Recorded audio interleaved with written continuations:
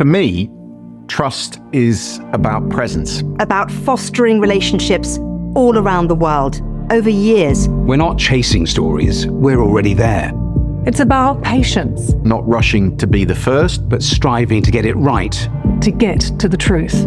Precision. Knowledge. facts. Wading through endless waves of disinformation. We can't just ask the questions. We have to question the answers. Debate, debate, debate. We have to create a space for opposing voices to be heard. And challenged.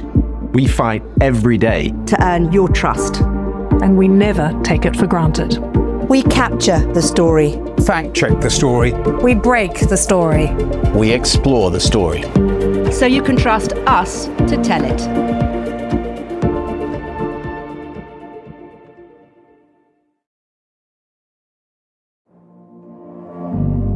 My dad was a farmer who worked for the government in New Zealand, but he also had a radio talk show for farmers.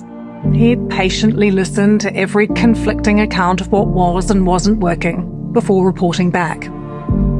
I was bored stiff by talk of yields and rotations, but that was really influential to how I approached my journalism. Building trust by taking the time to understand a situation clearly before reporting a story.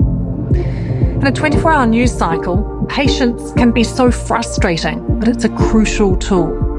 I don't rush to be the first. I strive to get it right. I'm Lucy Hockings on BBC News Now.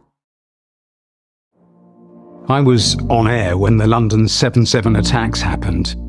That day was different because of the sheer volume of information we were grappling with in real time. Conflicting reports on the number and locations of the attacks, unverified videos, witnesses in shock. It was crucial that we report events accurately without causing unnecessary panic. We couldn't let the desperation for news influence our reporting or be overwhelmed by the magnitude of what we were witnessing. Today, as we wade through endless waves of misinformation, it's vital that we don't just ask the questions, we question the answers. I'm Matthew Amroliwala on Verified Live for BBC News. My Iranian father learned to speak English by listening to the World Service. My grandparents, when they moved to England, learned the language and culture by watching the news. The BBC was always on in the Moshiri house, and my dream actually was to be a BBC News presenter. I want to be for others what the BBC was for us, a trusted source of stability and hope.